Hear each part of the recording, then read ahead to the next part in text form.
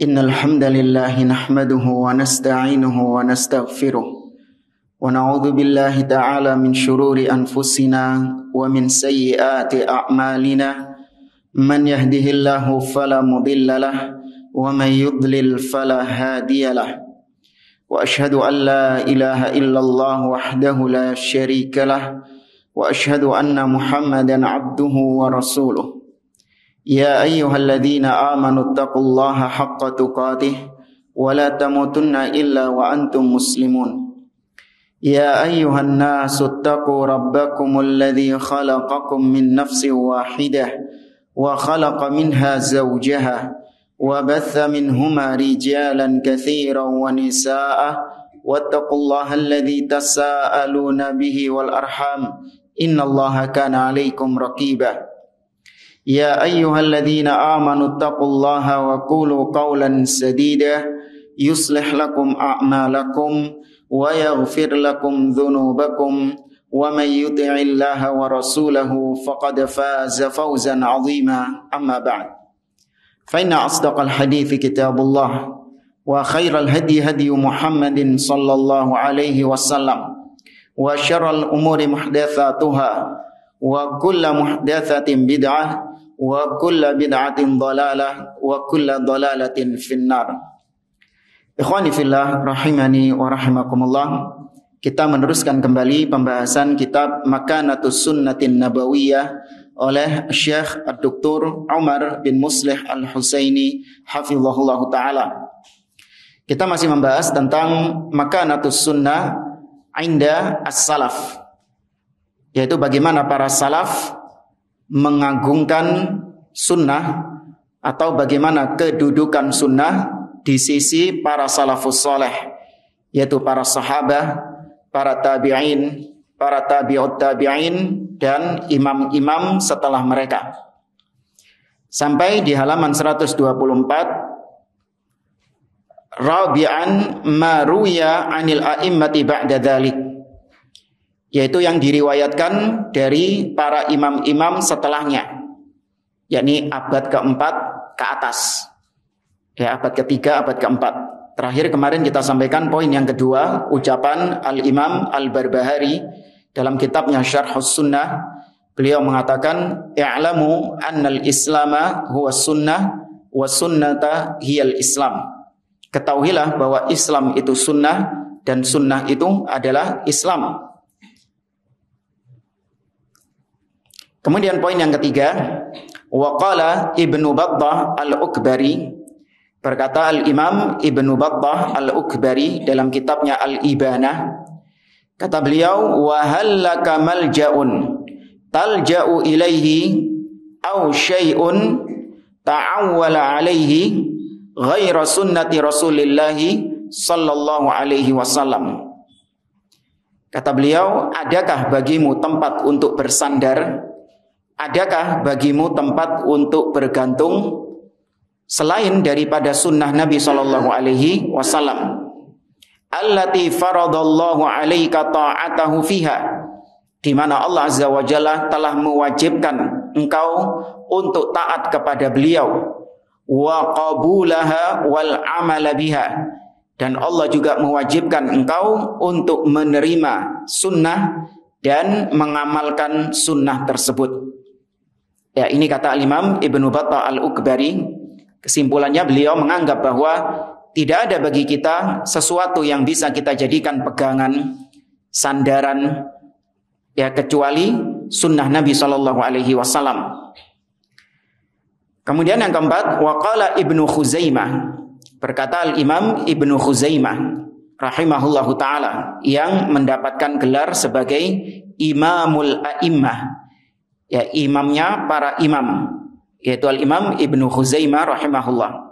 Qultu li Ahmad ibni Nasr, aku mengatakan kepada Ahmad bin Nasr, wa haddatsa bi khabarin an Rasulillah sallallahu alaihi wasallam, di mana beliau mengabarkan tentang hadis dari Rasul sallallahu alaihi wasallam. Kemudian beliau atakhudhu bi, yakni orang yang diajak bicara tadi mengatakan, "Atakhudhu bihi?" Apakah engkau berpendapat dengan hadis tersebut? Apakah engkau mengambil? Faqala Taimah, "Atara ala wasati zinnaron?" Tidakkah kau melihat di tengah badanku, di tengah diriku ini ada sabuk? yakni aku sedang mengenakan sabuk. La taqul li khabarin Nabi sallallahu alaihi wasallam atakhudhu bih. Jangan engkau mengatakan kalau sudah disampaikan hadis kepada engkau, kemudian kau masih bertanya, apakah kau berpendapat dengan hadis itu? Ya, apakah engkau mengambil hadis tersebut? Apakah kau berpegang dengan hadis tersebut? Jangan. Ini di tengah badanku ada sabuk. Ini ancaman. Nek basa Surabaya kon gak ndelok tak aku gawe sabuk iki. Iki tak coplok, berat lho urusan ini. Waqul, akan tetapi kalau kau ingin bertanya, jangan bertanya tentang apakah kau mengambil hadis tersebut. Namun tanyakan asahihun huwa. Apakah hadis tersebut sahih? Nah, itu baru pertanyaan yang bagus. Ya, apakah hadis itu sahih? Fa idza sahhal khabaru an Rasulillah sallallahu alaihi wasallam qultu bihi syi'ta am abaita. Namun apabila telah sahih hadis kabar dari Nabi sallallahu alaihi wasallam, maka aku berpendapat dengan hadis tersebut. Aku berpegang, aku mengambil hadis tersebut, kau ridho ataupun enggak ridho. Ya, kau mau ataupun kau enggak mau. Aku tetap berpegang dengan hadis tersebut. Ya, ini menunjukkan bagaimana Al-Imam Ibnu Khuzaimah rahimahullahu taala benar-benar berpegang dengan hadis Nabi sallallahu alaihi wasallam. Tapi sebelum kita lanjut ke pembahasan berikutnya, kita di sini mau menambahkan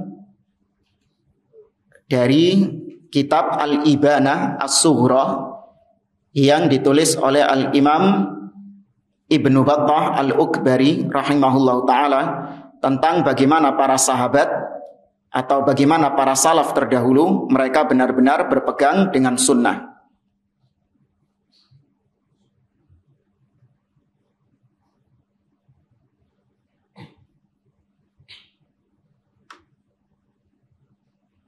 Sebentar.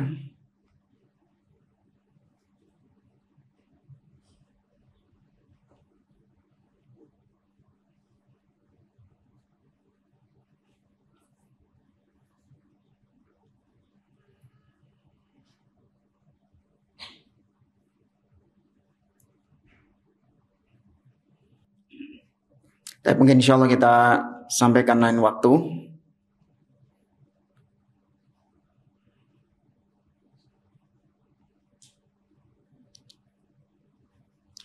Dan kita lanjutkan ke halaman berikutnya. Di halaman 125, Al-Mabhatsul Tsamin, pembahasan yang ke-8. Ijma'ul ummati ala manzilatis sunnah. Kesepakatan umat Islam atas kedudukan sunnah atau keagungan sunnah. Ya, maksudnya semua umat Islam sepakat bahwasanya sunnah adalah sesuatu yang sangat mulia, sesuatu yang sangat diagungkan di dalam agama. Ini disepakati bukan hanya oleh para ulama, namun oleh semua umat Islam, kecuali segelintir orang yang memang mereka memiliki kesesatan penyimpangan, sehingga mereka tidak mengagungkan sunnah. Kata beliau, ajma'atil ummatu ala wujubi ittiba'is sunnah. Umat telah sepakat terhadap wajibnya ittiba'us sunnah, wajibnya mengikuti sunnah. Wa wujubu talaqiha bil qabuli wal inqiyad. Dan umat juga sepakat wajibnya sunnah itu diterima dan ditaati, dipatuhi. Qala Syafi'i fi awwali kitabihi Jima'il Ilm. Berkata Al-Imam Syafi'i rahimahullah di dalam kitab beliau yang berjudul Jima'ul Ilm, di awal kitab beliau mengatakan lam asma ahadan nasabahun nasu au nasaba nafsahu ila ilmin yukhalifu fi anna faradallahu azza wa jalla ittiba'u amri Rasulillah sallallahu alaihi wasallam wa taslimu li hukmi. Kata beliau, aku tidak pernah mendengar ada seorang yang manusia menisbatkan orang itu kepada ilmu, yakni manusia menganggap dia sebagai ulama, atau dia yang menisbatkan dirinya sebagai penuntut ilmu. Ya, dia menisbatkan dirinya kepada ilmu. Aku tidak pernah melihat orang-orang model kayak gitu itu menyelisihi di dalam perkara tentang wajib atau Allah Azza wa Jalla telah mewajibkan untuk ittiba, mengikuti perintah Rasul sallallahu alaihi wasallam dan taslim. Ya, menerima, tunduk, berserah diri terhadap hukum-hukum yang telah ditetapkan oleh Rasul sallallahu alaihi wasallam. Allah mengatakan fala wa rabbika la yu'minun hatta yuhaqqimuka fima shajara bainahum thumma la yajidu fi anfusihim harajan mimma qadaita wa yusallimu taslima. Ya, itu tunduk, berserah diri, menerima sunnah-sunnah yang datang dari Rasul sallallahu alaihi wasallam. Maka aku enggak pernah, kata Imam Syafi'i, ada orang yang mengaku berilmu atau manusia menganggapnya sebagai ahlu ilm, ya, orang yang berilmu, dia tidak menganggap bahwasanya Allah telah mewajibkan kita untuk ittiba sunnah. Nah, ini enggak ada ceritanya, kata Imam Asy-Syafi'i. Berarti kebalikannya, semua orang yang berada di atas ilmu, baik ulamanya ataupun penuntut ilmunya, mereka sepakat Allah telah mewajibkan hamba-hambanya untuk ittiba'us sunnah, untuk mengikuti sunnah, berpegang dengan sunnah. Kemudian kata beliau, bi annallaha azza wa jalla lam yaj'al li ahadin ba'dahu illa ittiba'ahu.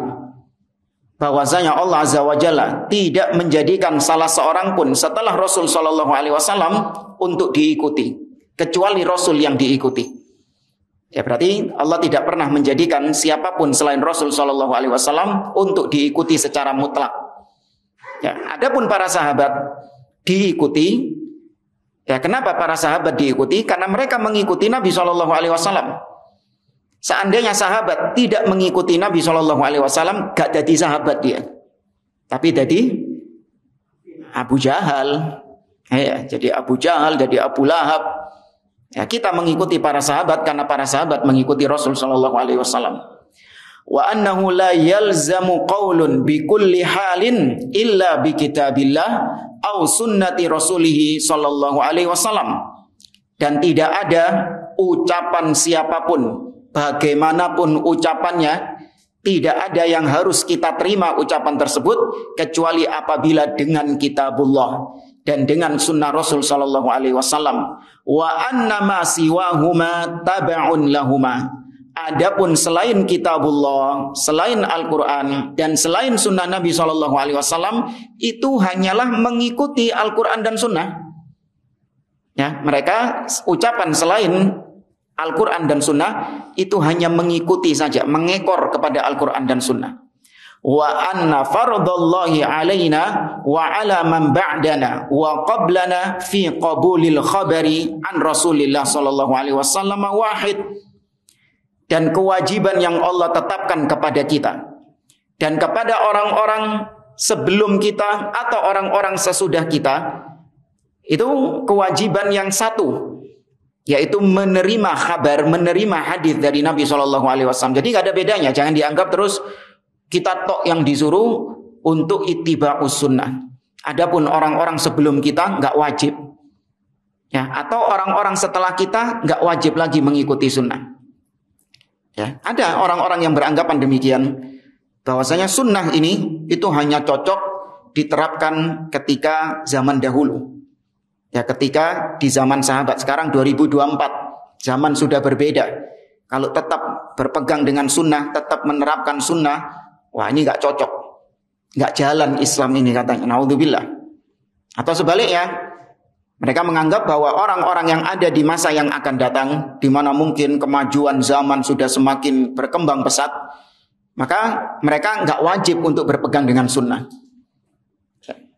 Ini adalah ucapan yang batil. Kata beliau, la yakhtalifu fi annal fardha wal wajiba qabulul khabari an Rasulillah sallallahu alaihi wasallam.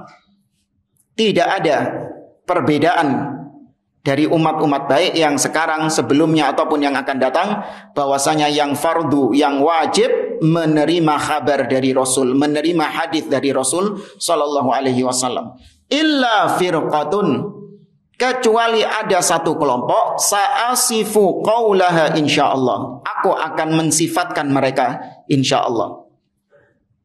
Maksudnya kelompok di sini adalah kelompok atau orang-orang yang mengingkari sunnah, ya, ingkaru as-sunnah, baik dari kalangan mustasyrikin, ya, orang-orang orientalis, atau yang sering kita singgung ingkarus sunnah Qur'aniyun, atau orang-orang aqlaniyun yang mereka lebih mengedepankan akal mereka daripada as-sunnah.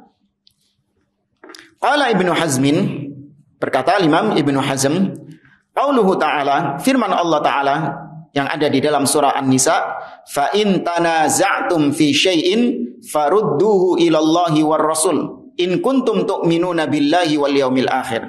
Apabila kalian berselisih tentang sesuatu, maka kembalikanlah kepada Allah dan Rasul apabila memang kalian beriman kepada Allah dan hari akhir. Ini ayat di dalam surah An-Nisa. Kata beliau, Imam Ibnu Hazm mengatakan, innal ummata mujmi'atun ala anna hadzal khitaba mutawajjihun mutawajjihun ilaina. Ya, mutawajjihun ilaina. Bahwasanya umat sepakat, ayat tadi, fa in tanaza'tum, apabila kalian berselisih tentang sesuatu, ya, kalian di sini disepakati oleh umat bahwa arah pembicaraannya itu kepada kita. Ya, apabila kalian berselisih. Nah, kalian di sini itu arahnya kepada kita. Wa ila kulli man yukhlaq wa yurakkab ruhuhu fi jasadihi ila yaumil qiyamah minal jinnati wan nas. Dan arah pembicaraan tersebut juga tertuju kepada siapapun yang diciptakan, siapapun yang tersusun dari ruh-ruh, dari jasad-jasad sampai hari kiamat. Maksudnya mencakup jin dan manusia semuanya. Lituwajjihahu ila man kana ala ahdi Rasulillah sallallahu alaihi wasallam, agar mereka ya mengarah kepada apa yang dahulu ditetapkan di zaman Nabi sallallahu alaihi wasallam, wa kullu man ata ba'dahu wa qablana wala farq. Dan kewajiban itu juga ditujukan kepada siapapun yang datang setelahnya atau yang sebelumnya, tidak ada perbedaannya. Intinya mereka semua wajib menerima hadis Nabi sallallahu alaihi wasallam.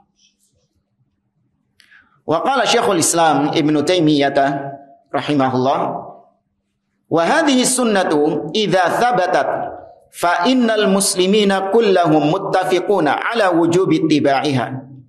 Kata Syekhul Islam, dan sunnah ini apabila telah tetap, yakni telah sahih, maka sesungguhnya kaum muslimin semuanya sepakat tentang wajibnya mengikuti sunnah yang telah sah tadi, sunnah yang telah sahih tadi. Wa qala Ibnu Abil Izzi fi Risalatil Ittiba', berkata Imam Ibnu Abil Izzi Al-Hanafi rahimahullah yang mensyarah kitab apa? Ibnu Abil Izz Al-Hanafi. Naam, syarah Al-Aqidah At-Tahawiyah. Ya, di antara syarah yang paling bagus dari kitab Al-Aqidah At-Tahawiyah adalah syarahnya Al-Imam Ibnu Abil Izz Al-Hanafi. Ya, beliau juga punya risalah namanya Risalah Ittiba'. Nah, di situ beliau mengatakan fa innal ummata qad ajma'at ala annahu la yajibu ta'atu ahadin fi kulli syai'in illa Rasulullah sallallahu alaihi wasallam.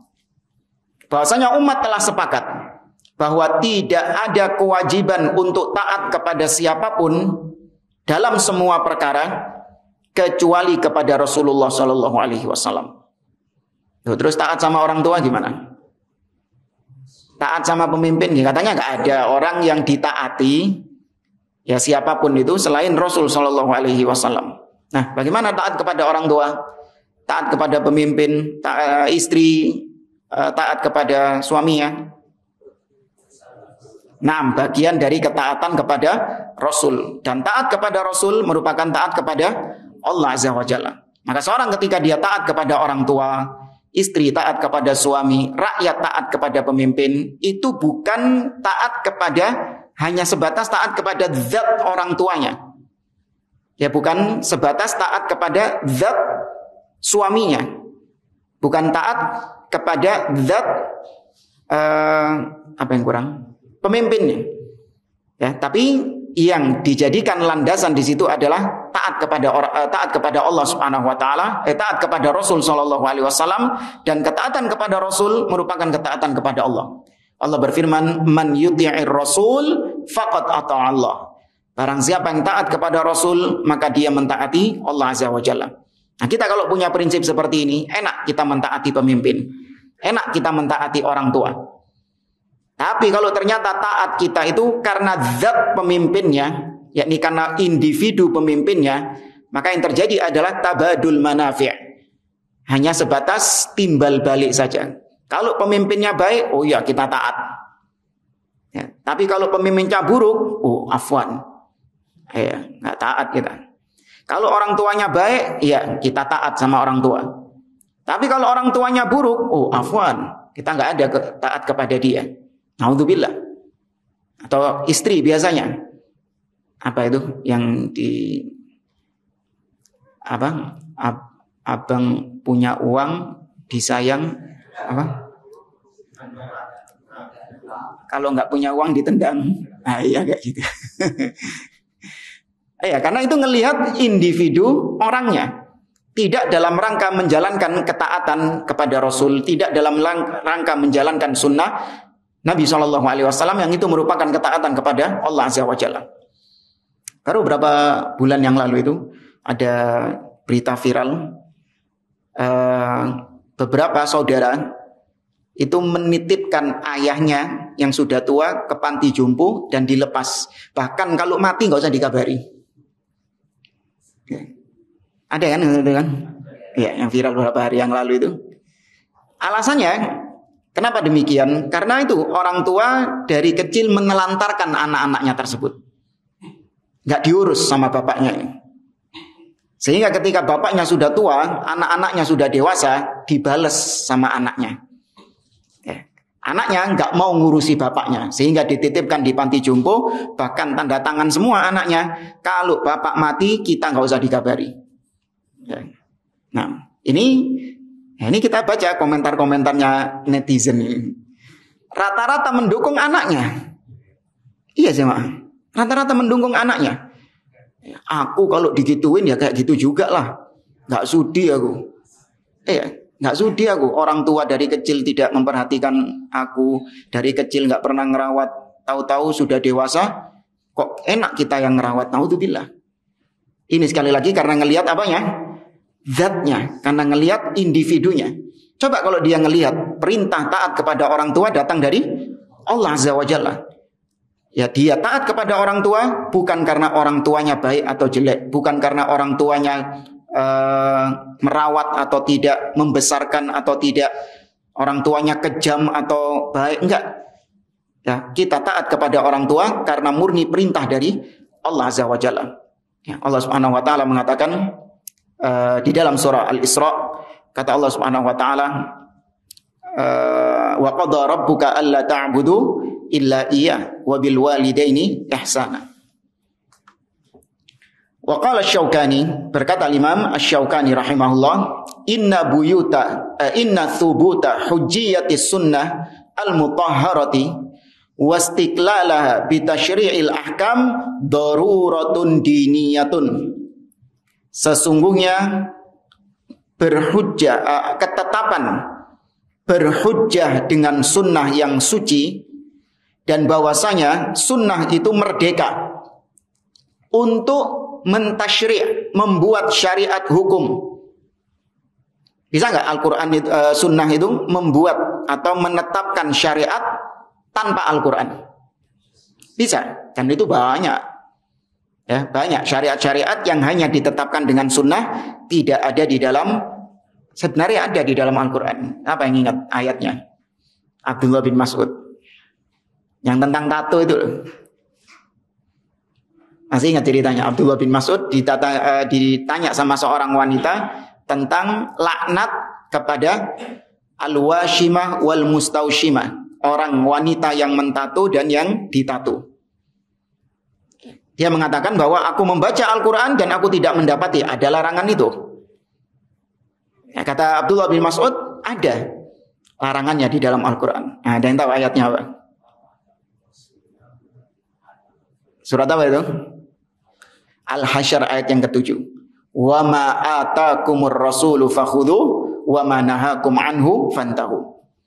Dan maka ketetapan berhujjah dengan sunnah, artinya sunnah itu bisa dijadikan sebagai pegangan, dan bahwasanya sunnah itu merdeka untuk menetapkan syariat dari hukum-hukum syariat, ini merupakan keharusan di dalam agama.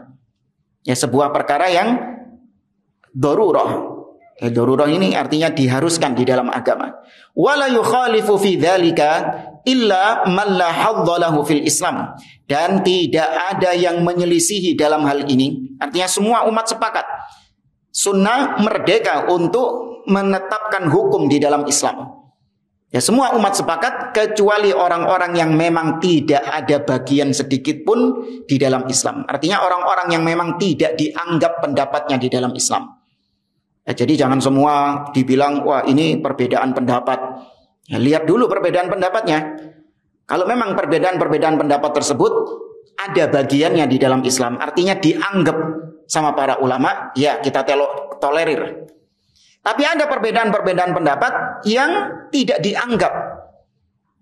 Artinya bagaimanapun pendapatnya dia tetap tidak bisa dimasukkan ke dalam pendapat yang mu'tabar, pendapat yang dianggap. Wallahu a'lam, yang dimaksud oleh beliau mungkin adalah pendapat dari orang-orang yang memang jelas-jelas menyimpang dari sunnah, yang menganggap bahwa sunnah itu tidak bisa berdiri sendiri.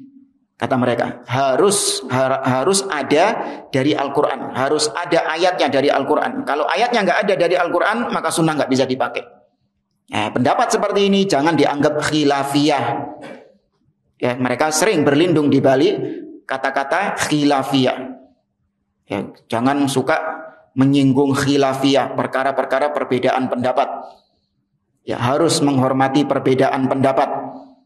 Legowo menghormati perbedaan pendapat. Naam, Ahlus Sunnah menghormati perbedaan pendapat. Namun perbedaan pendapat yang memang mu'tabar, yang memang dianggap. Adapun perbedaan pendapat antara hak dengan batil, maka ini perbedaan yang tidak dianggap. Naam, wallahu a'lam. Selesai al-faslu al-awwal, pasal yang pertama, ya boleh dikatakan judul besar ini bab ya. Ya, bab yang pertama sudah selesai. Sekarang al-faslu ats-tsani, pasal yang kedua, judulnya Juhudus Sahabati radhiyallahu anhum wat tabi'ina wa man ba'dahum fi hifdzi as-sunnatin nabawiyah. Pasal yang kedua tentang jerih payah, usaha keras dari para sahabat radhiyallahu anhum, para tabi'in rahimahumullah, dan orang-orang setelah mereka, bagaimana kerja keras mereka, upaya usaha keras mereka fi hifdhis sunnah, dalam menjaga sunnah Nabi SAW. Jadi sunnah itu dijaga oleh mereka. Nabi SAW mengatakan, yahmilu hadzal ilma min kulli khalafin uduluhu yanfuna anhu tahrifal ghalin wa intihalal mubtilin wa ta'wilal jahilin. Kata Nabi SAW, ilmu agama ini akan senantiasa dibawa dari generasi ke generasi oleh orang-orang yang memang adil, yang memang kredibel. Tugas mereka adalah menyingkirkan tahrif, penyelewengan orang-orang yang hulu, wantihalal mubtilin, dan menyelewengkan kesesatan orang-orang yang batil, wa ta'wilal jahilin, dan tafsir pemahamannya orang-orang yang bodoh. Nah, di antara bentuk penjagaan sunnah nanti akan kita bahas di poin yang kelima ini, yaitu tentang ilmu al-jarh wa ta'dil, yaitu ilmu tentang merekomendasi seorang rawi atau menjatuhkan seorang rawi. Ya, dari sini nanti kita dapati bahwasanya para ulama mereka rela menjadi orang-orang yang mungkin dicela sama masyarakat. dicela sama kaum muslimin gara-gara melakukan jarah. Ya, jarah di sini artinya adalah mentahdzir, menyebutkan aib, menyebutkan cacat. Ya, demi untuk menjaga din, demi untuk menjaga agama. Disebutkan fulan kadzab, fulan ini pendusta. Fulan su'ul hifdz, fulan ini hafalannya jelek. Ya, fulan mubtadi', fulan ini adalah ahlil bid'ah. Disebutkan bid'ah-bid'ahnya apa. Nah, gara-gara mereka menyebutkan aib-aib dari orang-orang yang memang membawa hadis, gara-gara itu mereka banyak dimusuhi, banyak dicela. Ya, karena manusia itu inginnya ikut perasaan. Sudahlah, jangan hibain orang. Ya sudahlah, jangan menyebutkan kesalahan orang, jangan menyebutkan aib orang. Loh, kalau ulama hadis tidak menyebutkan aib dari para perawi tersebut, kira-kira sekarang kita bisa menikmati hadis sahih enggak? Nggak bisa kita menikmati hadis sahih. Nggak bisa kita mendapatkan hadis sahih. Kenapa? Orang-orang yang membawa hadis tidak disebutkan aibnya, tidak dibongkar kesesatan-kesesatannya atau ya aib-aib yang dia miliki. Sehingga tidak terbedakan antara hadis yang sahih dengan hadis yang dhaif, antara hadis yang sahih dengan hadis yang maudhu, tidak terbedakan, tidak terdeteksi. Ya, ini merupakan penjagaan para salaf terhadap as-sunnah, terhadap agama ini. Datang seorang kepada Imam Muhammad bin Sirin rahimahullah, seorang ulama tabi'in, atau Imam Muhammad bin Sirin, ini beda kisah sih. Imam Muhammad bin Sirin mengatakan, dahulu kita ketika mendengar hadis Nabi SAW, kita langsung mendengarnya. Ya, falamma waqa'atil fitan, ketika terjadi fitnah, yaitu banyak orang-orang yang menyimpang, banyak bid'ah, penyimpangan, maka ketika ada hadis Nabi SAW, kita menanyakan, sammu lana rijalakum, sebutkan perawi-perawi kalian. Dari mana kau mendapatkan hadis Nabi itu? Ya, kau mendapatkannya dari siapa? Sedangkan kau nggak ketemu sama Nabi SAW. Oleh tekon dikon hadis Nabi ini. Sebutkan orangnya siapa? Fayunzar ila ahli sunnah fayukhad hadithuhum. Maka dilihat, kalau ternyata dia mendapatkannya dari seorang ahlus sunnah, maka diterima hadisnya. Wa yunzar ila ahlil bid'ah fala yukhad hadithuhum. Namun ketika dilihat, ya ketika ditanyakan dari mana kau mendapatkan hadis itu, ternyata dari ahlil bid'ah, orang yang menyimpang pemikirannya, maka fala yukhad hadithuhum, maka tidak diambil hadisnya. Ini semua dalam rangka menjaga as-sunnah. Ya, berarti di situ para ulama di zaman salaf membedakan antara orang yang di atas sunnah dengan orang yang memang tidak di atas sunnah. Antara ahlus sunnah dengan ahlil bid'ah dibedakan. Ya. Namun orang-orang di zaman sekarang nggak mau dibeda-bedakan seperti itu. Sudahlah, jangan mengotak-ngotakkan kaum muslimin. Ada yang salafi, ada yang bukan salafi. Salafi juga dikotak-kotakkan lagi. Ada yang salafi yang hakiki, ada salafi yang KW, imitasi. Sudahlah, ini bikin pecah belah umat. Ya, sampai kapan umat terpecah belah? Ya, saatnya kita bersatu. Ya, apalagi mau apa? Ya. Banyak ajakan-ajakan seperti itu. Ini enggak. Sejak zaman salaf sudah dibedakan antara ahlus sunnah dengan ahlul bid'ah. Ya, di sini ada, di pasal yang kedua ini ada 5 mabhath, ada 5 subbab. Ya, ada 5 subbab. Bab yang pertama atau subbab yang pertama kata beliau, tadwinus sunnah wa jam'uha fi ahdin Nabi sallallahu alaihi wasallam wa ahdis sahabah wa ahdit tabi'in wa man ba'dahum. Bagaimana penyusunan sunnah dan pengumpulan sunnah itu dikumpulkan ketika zaman Nabi, ketika zaman sahabat, zaman tabi'in, dan zaman-zaman setelahnya. Jadi nanti akan dikisahkan bagaimana sunnah itu kok bisa sampai seperti sekarang. Jadi Sahih Bukhari, jadi Sahih Muslim. Itu ada perjalanannya, ada tahapan-tahapannya.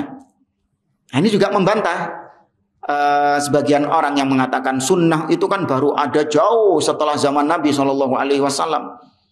Sahabat dulu nggak kenal Sahih Bukhari. Ya iya memang. Iya kan? Ada yang bilang kayak gitu. Sahabat itu nggak ada yang mengenal kitab Sahih Bukhari, Sahih Muslim, nggak ada. Ya, ini juga nanti akan membantah orang-orang yang berkata demikian. Tujuannya bukan untuk tujuannya bukan hanya sebatas untuk menghilangkan Sahih Bukhari, Sahih Muslim, enggak. Tujuannya memang adalah menjauhkan umat dari sunnah, supaya umat ragu dengan Sahih Bukhari, Sahih Muslim. Iya, iki zaman biyen gak ono iki Sahih Bukhari nang zamannya Nabi, zamannya sahabat iki. Sahabat gak tahu maca kitab Sahih Bukhari. Iya. Kemudian subbab yang kedua, ar-rihlatu fi talabil hadis. Akan dikisahkan tentang bagaimana rihlah, bagaimana perjalanan para salaf dalam rangka untuk mencari hadis Nabi Shallallahu Alaihi Wasallam. Ini jerih payah mereka jamaah. Ya, itu adalah usianya mereka habis dalam rangka berkelana untuk mencari hadis Nabi Shallallahu Alaihi Wasallam dan mendengarkan hadis langsung. Kita alhamdulillah di zaman sekarang kari kelesetan nang omah, oh iya, wis dapat hadis Nabi Shallallahu Alaihi Wasallam. Ya, Imam Bukhari beliau berjumpa dengan 1000 lebih ulama dalam rangka untuk mencari hadis. Ya, beliau mengatakan laqitu akthar bi alfi rajulin minal ulama ibil amsar. Aku berjumpa dengan lebih dari 1000 ulama dari berbagai penjuru dunia. Ya, jadi usia nintek, usianya habis buat mencari hadis Nabi Shallallahu Alaihi Wasallam. Nah, kemudian sebab yang ketiga, al-inayatu bihifdzis sunnah wa tadarusuha. Perhatian para salaf dalam menjaga sunnah dan belajar sunnah. Ya, jadi mereka bukan cuma mengumpulkan sunnah yang ngelumpukno koleksi sunnah, koleksi hafalan sunnah, tapi nggak paham. Ya, enggak, mereka juga mempelajari sunnah tersebut dan mengamalkannya. Ya, bagaimana dahulu Imam Ahmad sampai menabung dalam rangka untuk mengamalkan sunnah tentang bagaimana dahulu Nabi Shallallahu Alaihi Wasallam membayar orang yang bekam. Ya, beliau sampai belani nabung dalam rangka mengamalkan sunnah yang beliau hafal. Ya. Kemudian sebab yang keempat, at-tathabbut wal ihtiyatu was su'alu 'anil isnad. Tentang cross check. Ya, cross check untuk memastikan dan bertanya tentang sanad. Ya, bertanya tentang sanad periwayatan. Itu tadi yang kita singgung dari ucapan Al-Imam Muhammad bin Sirin. Ditanya tentang sanadnya. Karena kata para ulama, laulal isnad laqala man syaa ma syaa. Seandainya bukan karena adanya sanad mata rantai periwayatan, maka setiap orang akan bebas mengucapkan apapun yang dia ucapkan. Ya, qala Rasulullah sallallahu alaihi wasallam, apalagi sudah ada sanad saja banyak yang ngomong ngawur tentang Rasul sallallahu alaihi wasallam. Apa yang kemarin lihat itu? Ya, kopi. Ya, man mata apa itu? Wa fi batnihi syai'un minal qahwa. Apa ganjarannya? Enggak, barang siapa yang mati sedangkan di dalam perutnya masih ada sisa kopi, maka apa? Oleh apa? Masa langsung ahli jannah? Ya segitu-gitulah. Ya. Ini sudah ada isnad, masih banyak yang membuat hadis palsu. Ya, apalagi kalau enggak ada isnad. Dan yang terakhir tadi, al-mabhatul khamis, naqdur ruwati wa kashful al-kadzabin wa dhuhuru ilmil mustalah wa bi khasatin ilmil jarah wa ta'dil. Tentang mengkritik rawi, ya, mengkritik perawi hadis dan menyingkap kedustaan para pendusta. Ya, menyingkap para pendusta-pendusta hadis. Dan kemudian juga akan dijelaskan tentang bagaimana munculnya ilmu mustalah, yakni mustalah hadis. Ya, dipelajari ada hadis mutawatir, ya kan? Kemudian apa lawannya mutawatir? Ahad, ya kan? Kemudian disebutkan dhaif, hadis hasan, hasan li dzatihi, hasan li ghairihi, dan yang lainnya. Ini ilmu mustalah hadis. Dan juga ilmu tentang al-jarh wa ta'dil, yakni memuji perawi. Ya, perawi ini thiqah. Ya, perawi ini terpercaya, dipuji perawinya. Ada juga perawi ini quwwatul hifdz, hafalannya kuat misalnya. Dipuji perawi tersebut. Atau al-jarh, yakni dicela perawinya. Ya, ini perawi kadzab, pendusta. Ya, ini perawi ahli bid'ah misalnya. Nah, itu termasuk di antara cabang-cabang ilmu hadis. Pusing belajar hadis jamaah. Enggak, yang bikin pusing nama-nama perawinya. Karena nama-nama perawi, apalagi nama-nama orang Arab itu, kebanyakannya itu dibolak-balik. Ya, Muhammad bin Ali, Ali bin Muhammad. Nah, ya, dibalik-balik. Terus juga satu nama itu terkadang ada kembarannya juga, cuman beda zaman.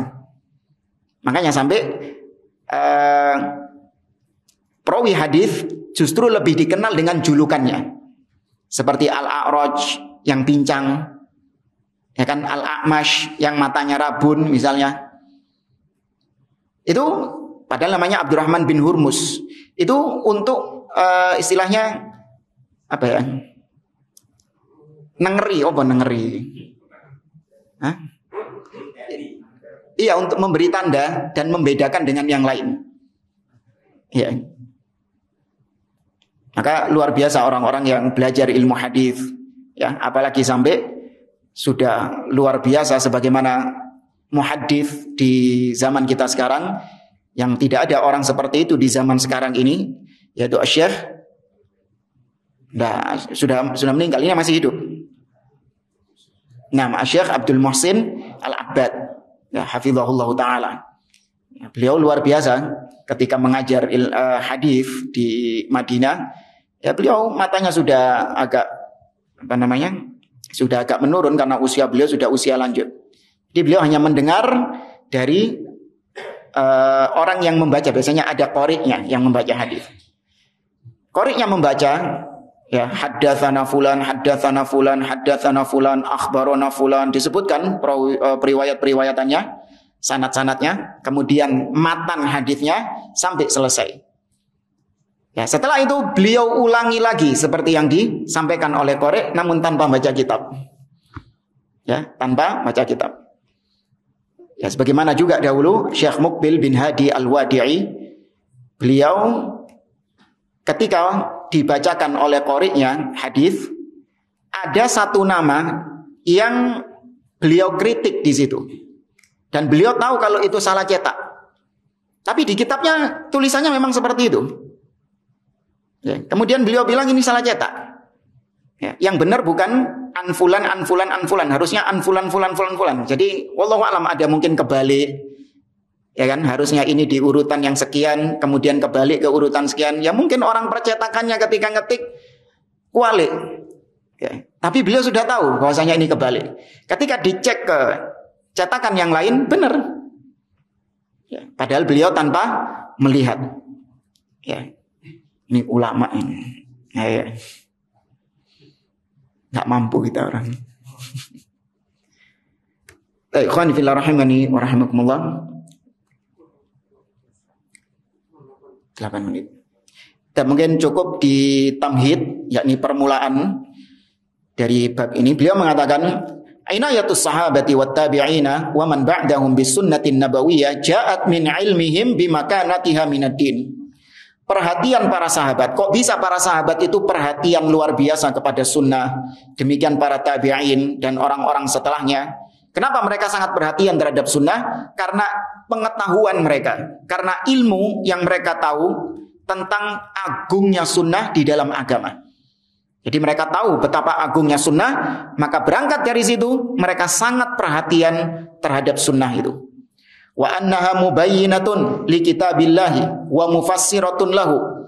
Dan mereka tahu, para sahabat, para salaf tahu bahwa sunnah itu adalah penjelas dari kitabullah dan penafsir dari kitabullah.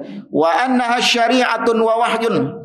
Dan mereka tahu bahwasanya sunnah itu adalah syariat. Dan sunnah itu juga merupakan wahyu dari Allah. Wa annahum ma'murun bil i'tisami wat tamassuki biha.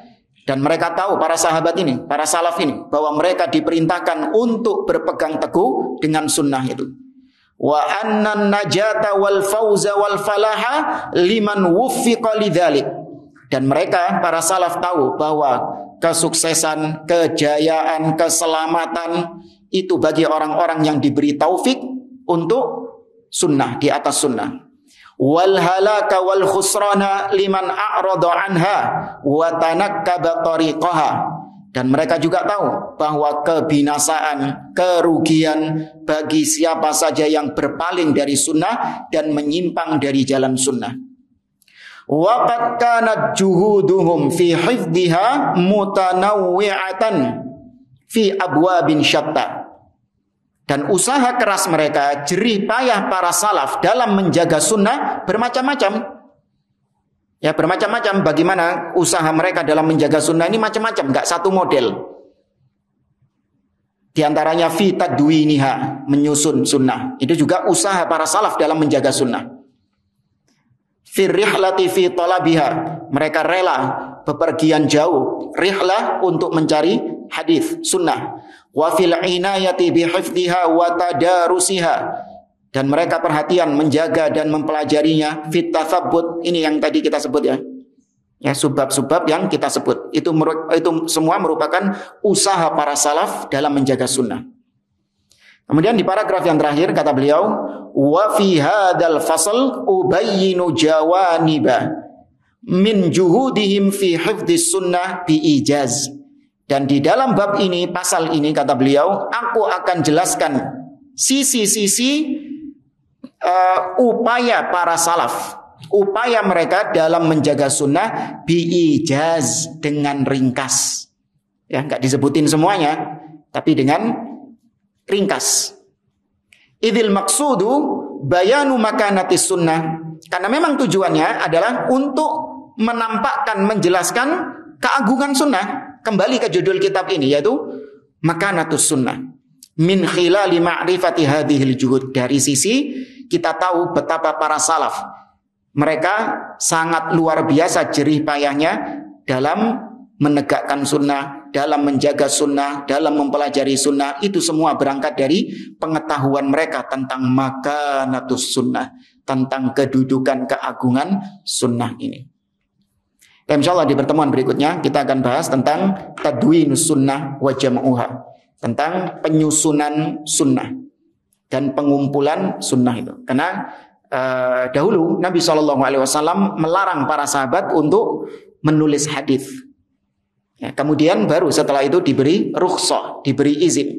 Dahulu hadis hanya cukup dihafal, nggak boleh ditulis. Ya, kenapa nggak boleh ditulis? Ya, khawatir bercampur dengan Al-Quran. Jadi sunnah sudah ada, tapi di mana? Dihafalkan. Ya, dihafalkan oleh para sahabat. Baru kemudian Nabi SAW memberikan rukhsah, memberikan izin untuk menulis hadis beliau. Tapi ini insyaallah kita lanjutkan di pertemuan yang akan datang. Wallahu ta'ala a'lam. Subhanakallahumma wa bihamdik, asyhadu an la ilaha illa anta astaghfiruka wa atubu ilaik. Assalamualaikum warahmatullahi wabarakatuh.